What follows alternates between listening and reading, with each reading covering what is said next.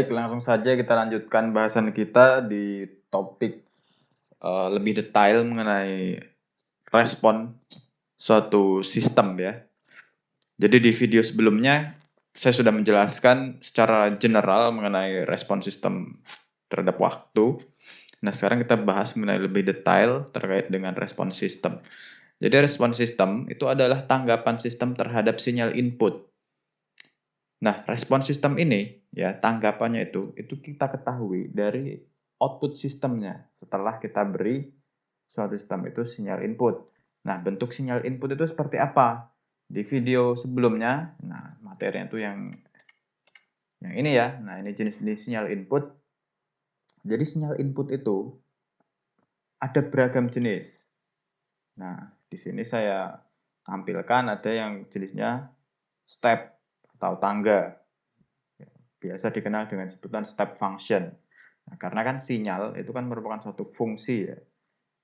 Ada polanya sinyal itu. Nah, kemudian ada jenisnya ramp function atau fungsi gergaji biasanya. Nah, bentuknya seperti bergerigi itu ya, seperti gergaji disebut ramp function. Kemudian ada sinyal yang tipenya impuls. Nah, jadi kalau Anda perhatikan yang jenis gergaji ini kan misalkan sumbu X ini adalah waktu, sumbu Y ini adalah nilai inputannya misalkan ya. Jadi dia akan semakin lama semakin besar nilai inputannya. Nah, kalau impulse function dalam suatu momen waktu tertentu yang sangat singkat, dia nilainya langsung tinggi. Nah, maksudnya seperti itu. Kalau dia step function, nah perhatikan misalkan dia diberi nilai suatu nilai tertentu, kemudian nilai tertentu itu ditahan gitu. Jadi di detik kedua, detik ketiga, detik keempat, nah nilai itu tetap nilainya. Jadi sengaja diberi nilai masukan seperti itu. Atau suatu sistem mendapat nilai masukan. Kemudian sinusoidal function. Nah, nilainya itu akan bernilai ya. Jadi nilai suatu inputannya itu akan bernilai positif, kemudian turun, negatif. Nah, nilainya itu sama, positif negatifnya itu kurvanya sama, tapi arahnya akan berbeda. Nah, itu sinusoidal function.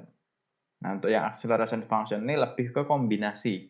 Ya, jadi kombinasi antara RAM ya, jenis fungsi gergaji ini kemudian ditahan masuknya ke step function kemudian turun lagi. Ya. Jadi kan ini masuk ke jenis RAM function ya, yang ini deceleration ini. Makanya disebut deceleration RAM. Ini acceleration RAM seperti itu. Nah, jenis inputan ya, jenis inputan tipe ya, tipe jenis-jenis sinyal ini itu merepresentasikan kondisi real sistem fisiknya. Sebagai contoh nih, misalkan Anda naik lift ya. Anda naik lift, kemudian di dalam lift tersebut Anda tiba-tiba masuknya itu Anda melompat gitu. Jadi seolah-olah kan sistem lift itu menerima suatu hentakan ya, atau hentakan. Misalkan seperti itu.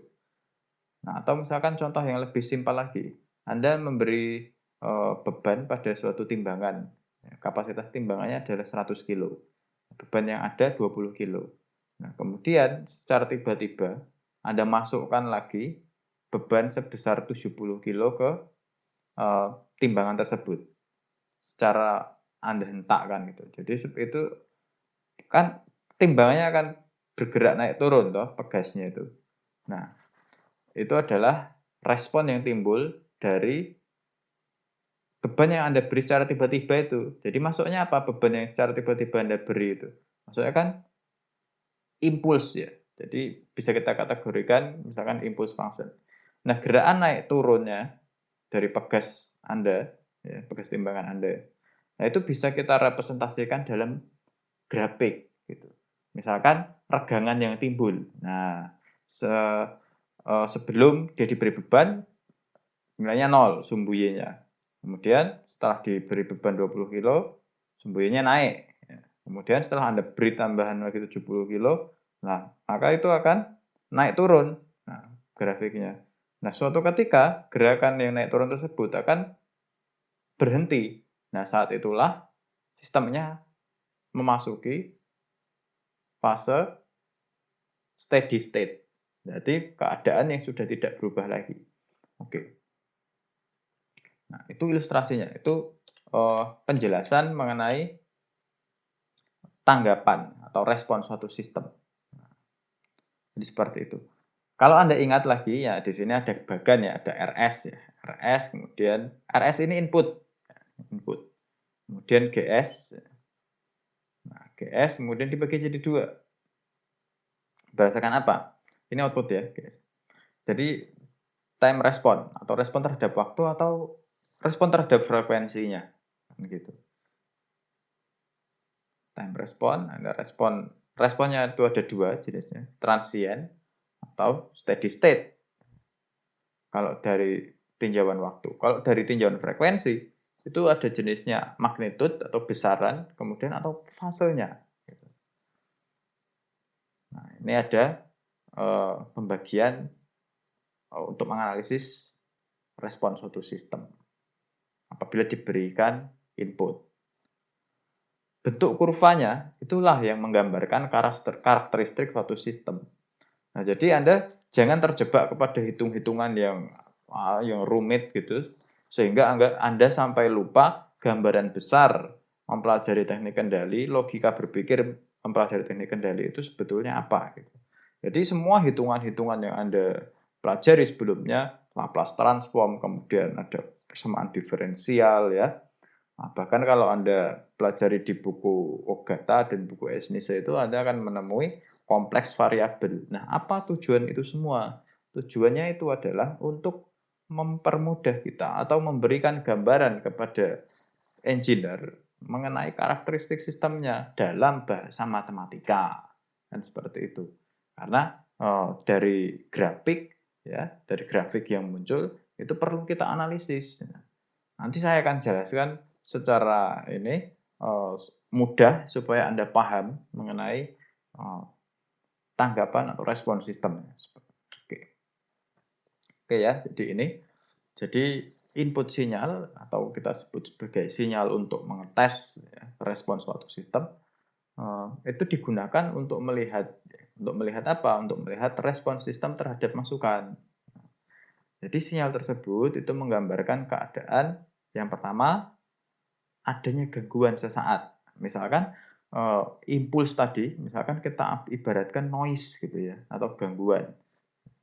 Nanti kita bisa melihat bagaimana sih responnya suatu sistem apabila ada gangguan yang masuk ke dalamnya. Nah, itu kita simulasikan dengan kita sengaja memberikan masukan berupa sinyal impuls, misalkan seperti itu.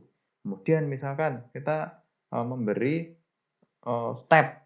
Nah, itu adalah simulasi untuk input secara mendadak. Biasanya apa gitu kalau yang inputnya secara mendadak? Adanya input sinyal berupa adanya input sinyal tetap gitu ya.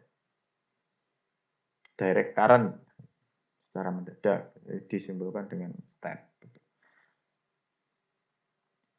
Kemudian adanya input sinyal yang berubah secara mendadak dengan unit RAM. Tapi perubahannya itu linear, misalkan itu.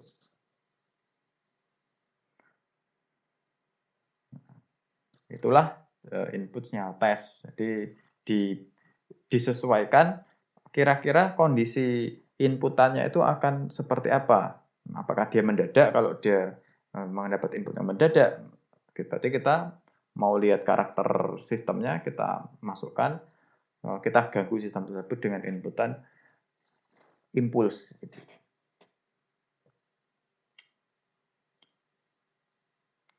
Nah, kemudian ini adalah secara hitung-hitungan ya, secara bahasanya itu secara matematik gitu.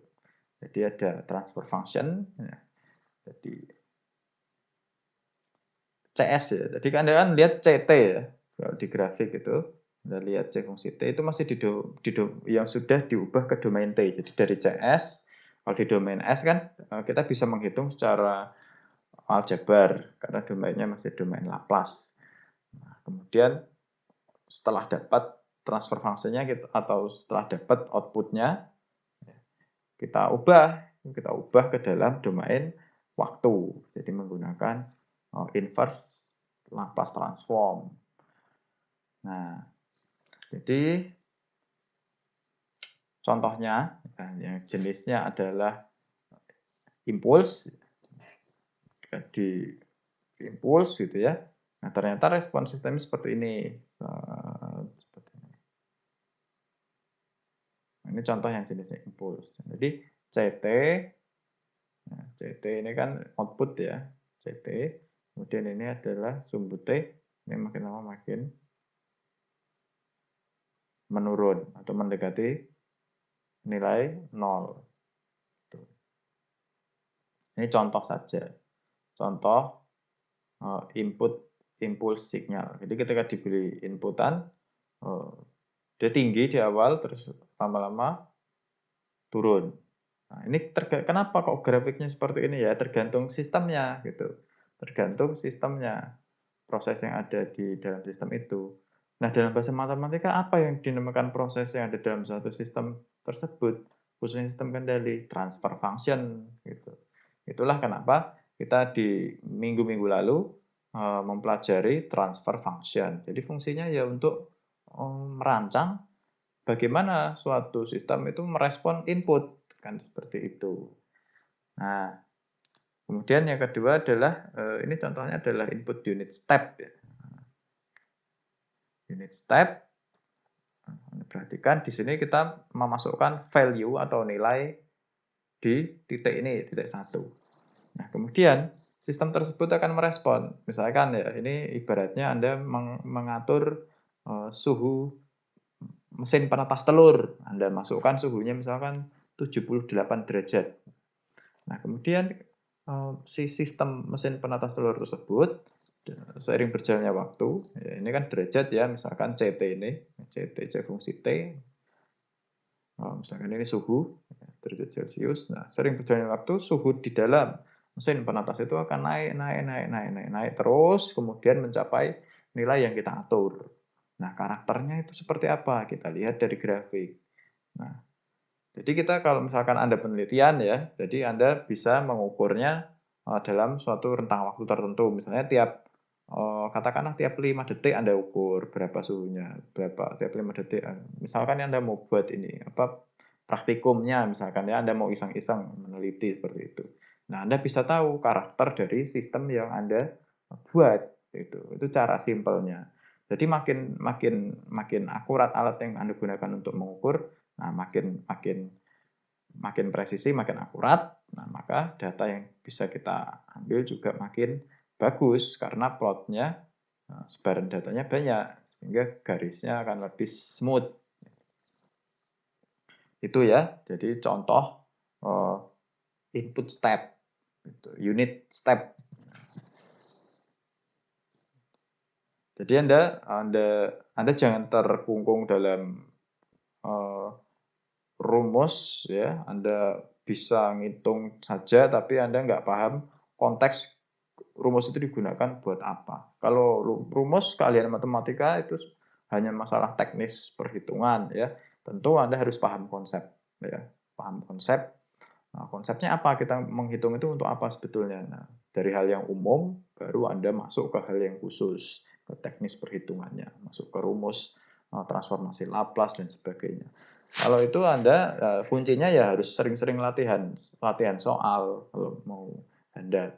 Akan tetapi ketika Anda nanti kerja menganalisis suatu sistem kendali ya, atau sistem apapun itu, Anda akan dibantu oleh software. Nah, software. Tapi kan untuk memakai software tersebut, Anda harus memasukkan inputan. Nah, input tersebutlah keahlian untuk menentukan apa yang harus saya masukkan ke software, itu ada di jam terbang Anda melakukan pelatihan soal terhadap kasus-kasus pengendalian yang ada. Seperti itu. Contoh lagi, ini adalah input dengan unit RAM. Jadi ini adalah inputnya. Jadi ini inputnya. Ya, dites ya, sistemnya dites. Ini inputnya sebetulnya. Ini waktu, kemudian ini nilainya. Makin lama makin naik. Nah, kemudian si sistem itu akan menghasilkan output kan. Nah, responnya kan dalam bentuk output juga. Katakanlah ini contoh yang lain, misalkan AC. Anda menaikkan suhu AC, misalkan ini 16 derajat, kemudian 17, perlahan-lahan ya, 5 detik kemudian naikkan lagi 18, kemudian 5 detik kemudian naikkan lagi 19. Nah, selain Anda naikkan lewat remote, Anda ternyata menghitung menggunakan termometer ruangan gitu. Ternyata ruangan Anda suhunya misalkan ke atas ini kita anggap ini makin kecil ya, misalkan ya skalanya kita balik ya misalkan. Nah ini makin lama makin naik, tapi kok di sini ada ini ya, ada celah. Ini artinya di sini ada error. Nah, disinilah toleransinya. Nah, toleransi ini kita nyatakan dalam bentuk berapa persen gitu selisihnya. Maka kita bisa mengetahui seberapa akurat sistem yang kita rancang. Gitu. Jadi dengan mengetahui inputan, ya, Anda masukkan nilainya, kemudian Anda melihat bagaimana cara sistem tersebut bekerja untuk mencapai input tersebut. Di situ Anda bisa menyimpulkan bahwasanya sistem ini perlu diimprove atau tidak. Nah, itu tergantung kebutuhan. Nah, kadangkala kita menginginkan sistem yang responnya lambat gitu. Karena supaya menghindari thermal shock misalkan. Atau supaya menghindari tiba-tiba menggigil, masa AC tiba-tiba dinyalakan dari suhu ruangan 25 derajat, Anda set ke 16 derajat, 10 detik kemudian sudah ke 16 derajat, itu kan Anda kaget tuh mesti badannya. Jadi seperti dimasukkan ke dalam lemari es, misalkan contohnya seperti itu kan tidak nyaman jatuhnya. Tapi kalau penurunan suhunya itu lambat, stabil, konsisten, tidak terlalu cepat, tidak terlalu lama juga, itu kan lebih ke arah kenyamanan. Nah, itulah mengapa kita mengenal nanti ada jenis grafik itu, ya kita mengenal ada fase transient, ada fase dia steady state, gitu ya. Kondisi yang sudah tidak berubah lah. Gitu. Nah, kalau saya lebih suka mengatakannya kondisi yang sudah stabil. Gitu ya. Oke, jadi misalkan ini adalah contoh kurva, ya, kurva respon sistem orde 1 terhadap input unit step. Gitu. Nah, bentuknya seperti ini di gambar sebelah kiri. Nah, kemudian kita bisa memodifikasi sistem fisiknya. Nah, sehingga bentuknya bisa kita atur, kita pilih mau seperti apa. Dengan memvariasikan nilai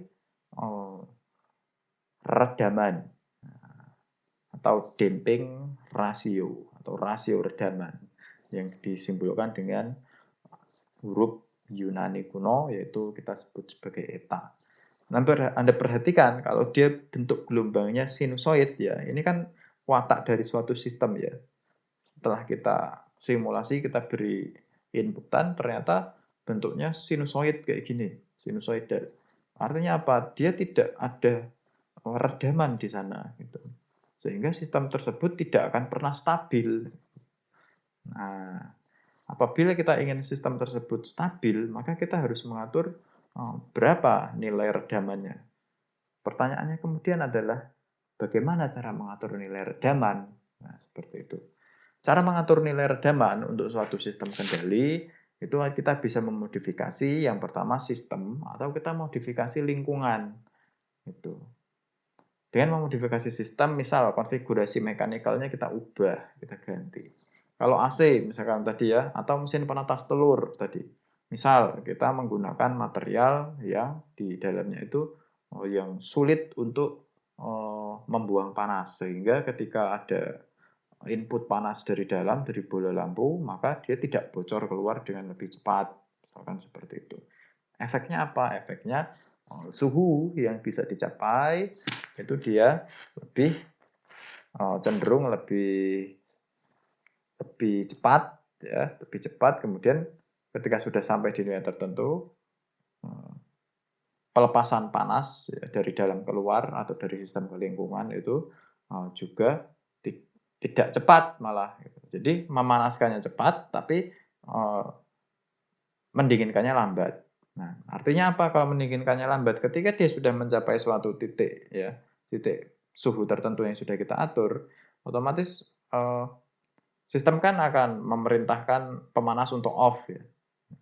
Untuk off, nah karena dia sudah off, maka sistem yang tadi tidak mudah kehilangan kalor itu akan turunnya akan lambat. Nah, sehingga grafiknya ini akan berada di nilai ini misalkan. Nah, turun, itu kan lama-lama akan turun. Nah, ketika dia sudah sampai dan kita modifikasi tadi rasionya dan dampingnya, redamannya kita modifikasi, ini akan lambat turunnya sehingga dia akan lebih lama dekat di nilai yang sudah kita tentukan. Itu. Jadi steady state-nya, area steady state-nya bisa lebih panjang. Begitu. Nah, kemudian kita akan coba ulik bagian-bagian ini akan dibagi lagi dalam suatu wilayah-wilayah. Gitu. Nah, wilayah-wilayah ini punya pemaknaan yang harus kita ketahui. Yaitu yang pertama, ya. Nah, ini saya beri lagi ilustrasi ini. Perhatikan. Bentuk yang seperti ini tadi, itu bisa kita pilah-pilah. Misalkan katakanlah kalau redamannya katakanlah dinilai 0,6 misalnya, 0,6 itu bentuknya seperti ini misalnya. Nah, grafik ini adalah watak dari sistemnya. Nah, ketika kita beri inputan step, misalkan sinyal step itu, ternyata responnya seperti ini.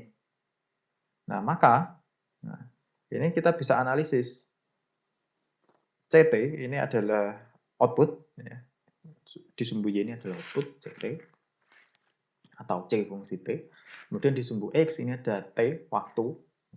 Kita lihat, kita masukkan di sini contohnya inputnya 1. Nah, di sini ada setengah, di sini ada 0. Nah, Anda lihat di sini ada TD. Ini TD maksudnya waktu delay. Jadi waktu delay itu adalah waktu yang dibutuhkan ketika suatu sistem itu sudah mencapai nilai setengah dari output yang ditentukan. Output yang ditentukan adalah input, ya kan? Kita memasukkan input, artinya kita meminta sistem untuk berjalan menuju ke nilai itu, nilai masukan kita. Nah, udah setengahnya itu adalah waktu delay atau time delay. Ini setengah. Nah, kemudian Anda lihat di sini ada TR, ada TP, ada TS, ya, ada TS, kemudian ada toleransi yang diperbolehkan. Nah, apa itu semua? Kita coba bahas satu persatu. Nah, rise time atau waktu naik. TR atau rise time, waktu naik. Nah, ini ya, sama dengan atau adalah waktu respon dari 10 sampai 90% dari nilai atau kondisi akhir ya, suatu sistem responnya. Nah, untuk redaman lebih overdamping atau overdamped. Jadi nilai redamannya itu lebih dari 1. Kemudian kalau 0 sampai 100 itu underdamped. Jadi antara 0 sampai 1. Nilai etanya atau nilai rasio redamannya. Nah, itu letaknya ada di sini. 0 sampai 90 waktu respon. Jadi hampir mencapai suatu nilai inputannya. Anda perhatikan gerakannya dari grafik ini, karakternya. Dia melewati nilai inputan. Ini hal yang biasa ya kalau di suatu sistem kontrol. Nah, itulah yang harus kita rancang supaya toleransinya tidak berlebih atau supaya nilai ini MP ini, apa itu MP? Nah, kita lihat ya. Supaya nilai MP-nya ini tidak terlalu tinggi. Nah, Anda lihat ini adalah persen overshot. Nah, overshot ini. Jadi dirumuskan seperti ini ya. Jadi C fungsi T min 1. Overshotnya. Nah, kalau dijabarkan lagi ya jadinya seperti ini.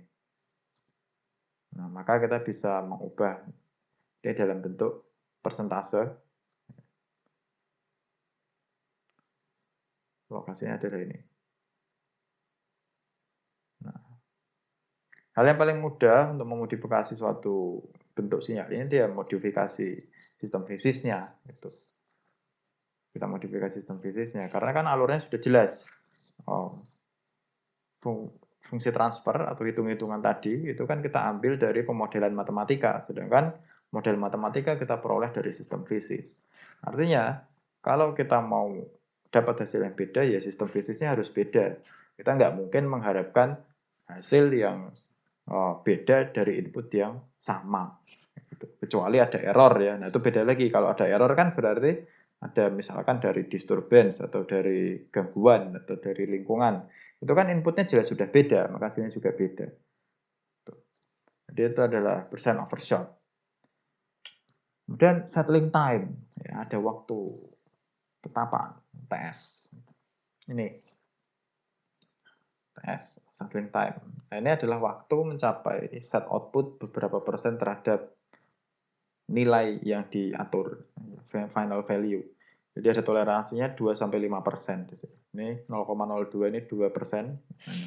2% itu kan berarti, persen itu kan dari bahasa Yunani ya, artinya persentum, artinya dibagi 100. Berarti kalau 2%, berarti 2 dibagi 100, itu 0,02. Begitu pula dengan 5%. Nah, ini adalah TS, jadi waktu mencapai satu output, berapa waktu yang dibutuhkan untuk mencapai toleransi sebesar 2% sampai 5%. Nah, jadi kalau Anda melakukan penelitian atau percobaan, ya ketika Anda sudah mencapai di nilai 2% dari nilai ini yang Anda tetapkan, nah itulah momen ketika dia kita sebut sebagai telah mencapai settling time. Kita mengetahui settling time-nya dari nilai data itu.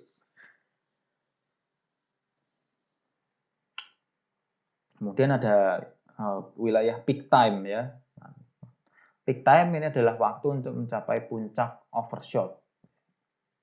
Jadi waktu berkaitan dengan terjadinya puncak pertama kali. Nah, ini yang perlu Anda perhatikan. Jadi overshot ya. Anda lihat di sini. Ini tidak harus grafik tertinggi ya. Jadi adalah waktu mencapai puncak overshot. Jadi Anda harus tahu overshotnya itu yang mana dulu. Nah, tapi memang banyak suatu sistem dia itu overshot adalah puncak yang paling tinggi karena ya sudah dipilah-pilah gitu. Jadi kan ini kan sebetulnya gini. Oh iya, grafik ini itu harus kita pisahkan terlebih dahulu gitu.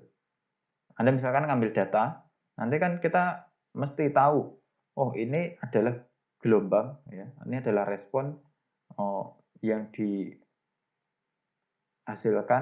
oleh sistem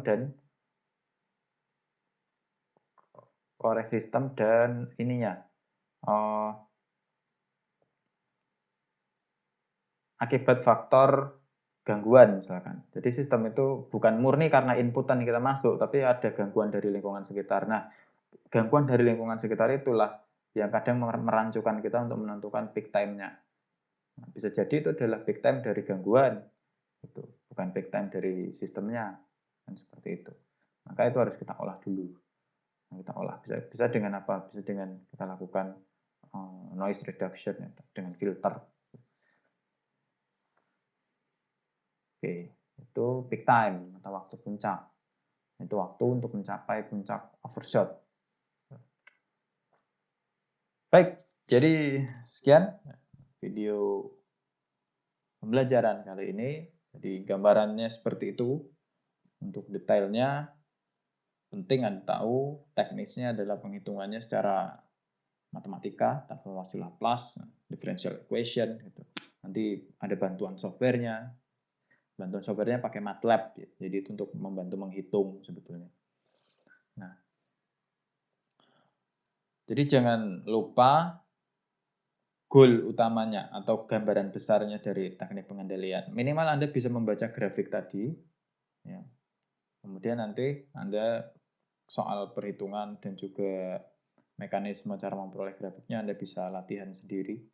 Latihan sendiri itu lebih ke jam terbang. Makin Anda sering coba, makin Anda handal dalam menyelesaikan persoalan dan paham mengenai karakter-karakter dari suatu sistem pengendalian. Oke, saya rasa cukup jelas. Terima kasih sudah menonton video ini dan semoga bermanfaat. Sampai jumpa lagi di video berikutnya.